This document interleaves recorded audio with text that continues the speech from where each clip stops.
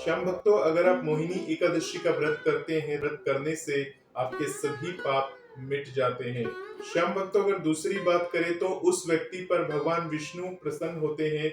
उनकी कृपा से व्यक्ति को मृत्यु के बाद मोक्ष की प्राप्ति होती है। श्याम भक्तों, अगर तीसरी बात करें तो यदि आप केवल मोहिनी एकादशी का व्रत रखते हैं तो आपको पूरे वैशाख महीने में दान करने के समान पुण्य लाभ की प्राप्ति होती है। श्याम भक्तों, चौथी बात करें तो जो व्यक्ति मोहिनी एकादशी व्रत की कथा को सुनता है वो 1000 गायों को दान करने के बराबर पुण्य लाभ अर्जित करता है। तो श्याम भक्तों, सभी एकादशियों में मोहिनी एकादशी को बहुत ही पावन और फलदायी माना गया है। पौराणिक मान्यताओं के अनुसार जो भी व्यक्ति इस पावन दिन पूरे विधि विधान से व्रत रखता है तो उसके जीवन में सब कुछ कल्याणमय होता है। मोहिनी एकादशी का व्रत रखने वाला व्यक्ति मोह माया के जंजाल से मुक्त हो जाता है और उसे मोक्ष की प्राप्ति हो जाती है। श्याम भक्तों, माना जाता है कि इस एकादशी का व्रत करने वाले के कई जन्मों के पाप भी नष्ट हो जाते हैं। इसके साथ ही श्याम भक्तों, माना जाता है कि जब समुद्र मंथन हुआ था तो अमृत प्राप्ति के बाद देवताओं और असुरों में आपाधापी मच गई थी। ताकत के बल पर असुर देवताओं से अधिक बलशाली थे। वो असुरों को हरा नहीं सकते थे। सभी देवताओं की आज्ञा पर भगवान विष्णु ने मोहिनी का रूप धारण कर असुरों को अपने मोह माया के जाल में फंसाकर सारा अमृत देवताओं को पिला दिया। इससे सभी देवताओं ने अमृत को प्राप्त किया।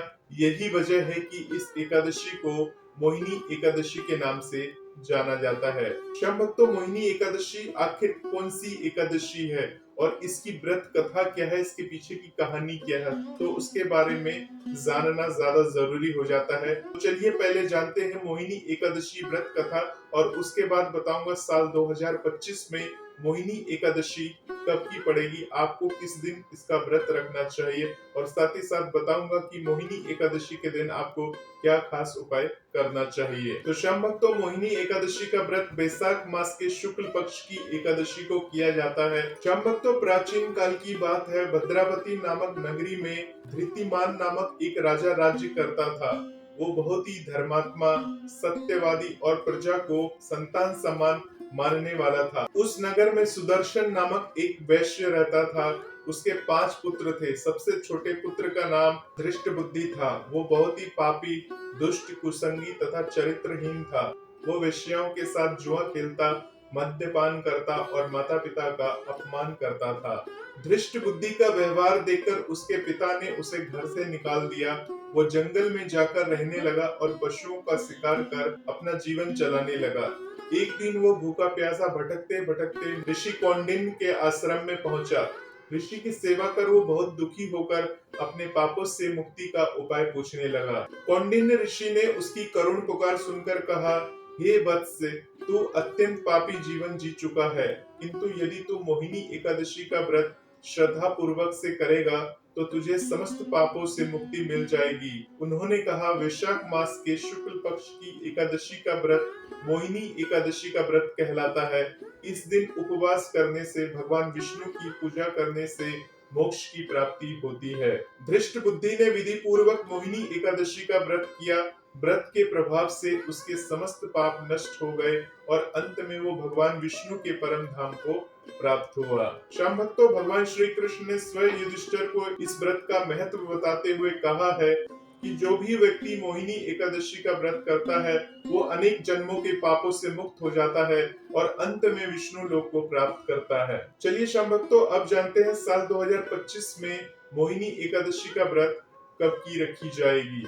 तो श्याम भक्तों, वैशाख मास के शुक्ल पक्ष की एकादशी तिथि का प्रारंभ 7 मई को सुबह 10:19 पर हो रहा है। वहीं इस तिथि का समापन 8 मई को दोपहर 12:29 पर होगा।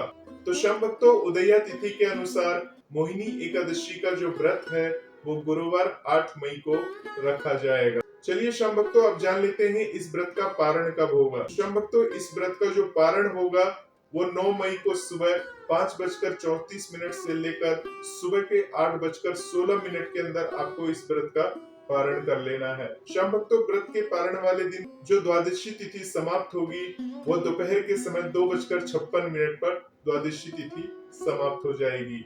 श्याम भक्तों, मोहिनी एकादशी के दिन ब्रह्म मुहूर्त में उठकर स्नान आदि नित्य कर्मों से निर्मित हो जाए। इसके बाद पीले रंग के स्वच्छ वस्त्र धारण करें।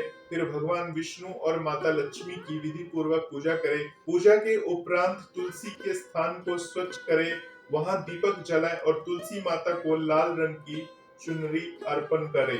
श्याम भक्तों, ये एक खास उपाय है। अगर आप ऐसा करते हैं तो माता तुलसी की कृपा आपके ऊपर हमेशा बनी रहेगी। इसके साथ ही श्याम भक्तों, भगवान विष्णु और माता लक्ष्मी का आशीर्वाद भी आपको प्राप्त होता है, जिससे घर में सुख शांति और समृद्धि हमेशा बनी रहती है। श्याम भक्तों, धार्मिक परंपरा के अनुसार इस दिन तुलसी की विशेष पूजा करनी चाहिए।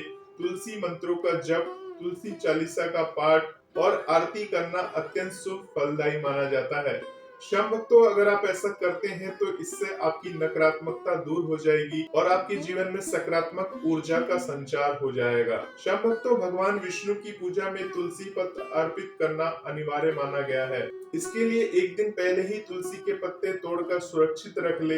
एकादशी के दिन तुलसी को स्पर्श करने या पत्ते तोड़ने से परहेज करें, क्योंकि इस दिन तुलसी माता को छूना वर्जित माना जाता है। मान्यता है कि भगवान विष्णु तुलसी के माध्यम से प्रसन्न होते हैं और अपने भक्तों के समस्त कष्टों का निवारण भी करते हैं। श्याम भक्तों, एकादशी के दिन तुलसी पूजा के दौरान तुलसी को स्पर्श करने से हमें बचना चाहिए। एकादशी तिथि के दिन तुलसी में जल अर्पित करना शुभ नहीं माना जाता।